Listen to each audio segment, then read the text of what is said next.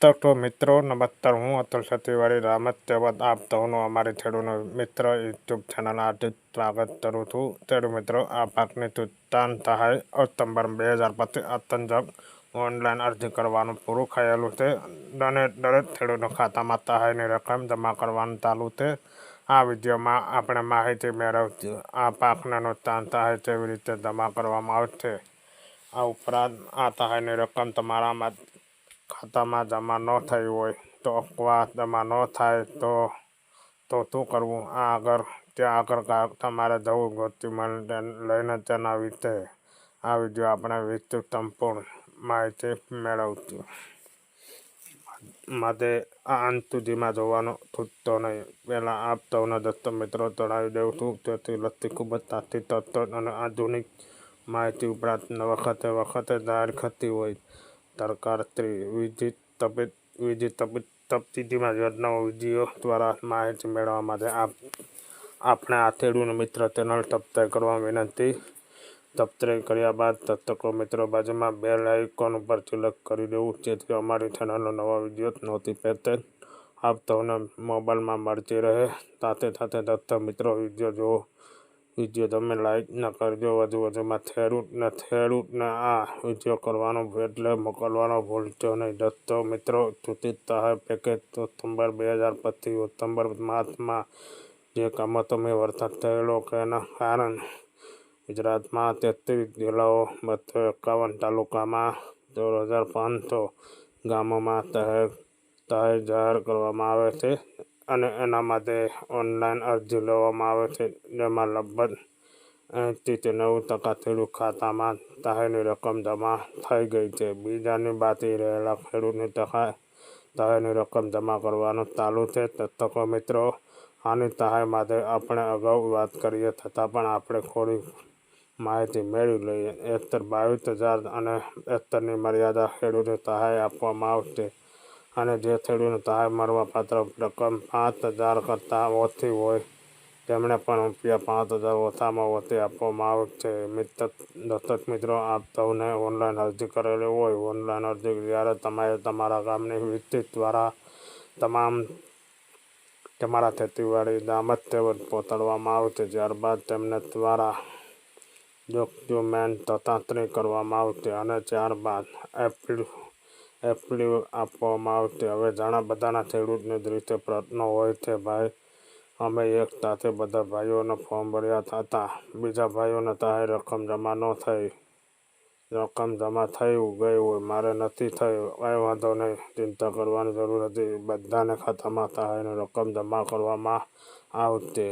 Document થોડાક વહેલા મોડી હોય, અમુક ડોક્યુમેન્ટ પૂરતા વહેલા હોય, કવેરી હોય, સાયબર તબાર કરતા હોય, તે કોઈને ખેડૂત સહાય સંપત્તિ બાકી રહી ગઈ હોય, તો નામ જોડવાના બાકી હોય, એવી કોઈ પણ કવેરી બાકી રહેલી હોય, ગ્રામ સેવક દ્વારા તેને પરત કરવામાં આવશે અને કવેરી સોલ્વ કરીને ખાતર એમને ફૂલ આપવામાં આવશે. એવા કિસ્સાઓમાં સહાયની રકમ આગળ પાછળ થઈ શકે.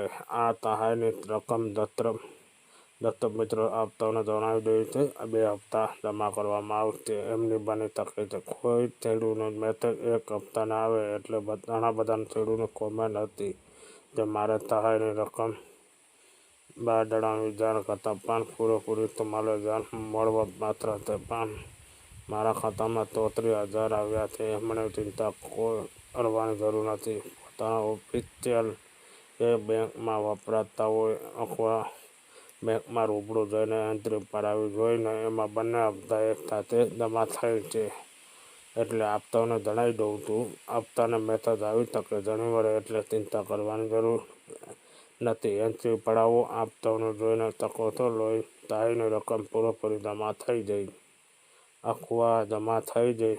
હવે ઘણા બધા ખેડૂતને એવી પણ કોમેન્ટ હતી કે મારે બેંક એકાઉન્ટમાં બેંક બરોડાનું આપ્યું અને મારે સહાયની રકમ SBIમાં જમા થઈ. આપ સૌને જણાવી દઉં છું, આ વખતે આ ડીબીટી દ્વારા કરવામાં આવે છે અને એટલે ડાયરેક્ટ બેનિફિટ ટ્રાન્સફર સરકારી યોજનાઓથી સીધો પોતાના ખાતામાં લાભ લેવામાં મારે ડીબીટી અને એનેબલ કરાવવું ફરજિયાત છે. આઈડીબીટી થયેલ જે બેંક ખાતા હોય જેમાં બાપને તકાય રકમને જમા કરવામાં આવતી. હવે માનો કે કોઈ ખેડૂત આઈડીબીટી એથી બેંક બરોડા આધાર સ્થિતિમાં બેંક બરોડામાં થયેલ છે અને એમણે પણ ઓનલાઈન અરજી થતી હોય વખતે SBI પાસબુક અને વિગતો આપેલા જેવો થાય રકમ બેંક બરોડા જમા થતી. એટલે ઘણા બધાને ખેડૂત એવું થાય છે આ પાસબુક આપેલી સહાયની રકમ હજી જમા નથી થઈ. કંઈ વાંધો નહીં, તમારા જેટલા પણ ખાતા હોય બેંકની એકાઉન્ટ બધાને આપતો એકવાર જોડાવી શકો. સહાયની રકમ જમા થઈ જાય અફવા થઈ જતી. હવે આ સહાયની રકમ દત્તક મિત્રો આપતાઓને જણાવી દઈએ. ગ્રામ સેવકશ્રી દ્વારા એપ્પલ કામગીરી લગભગ 95% પૂરી થઈ ગઈ છે. અફવા થવાના કારણે ખેડૂતોને થોડા દિવસ હજુ રાહ જોવાની છે.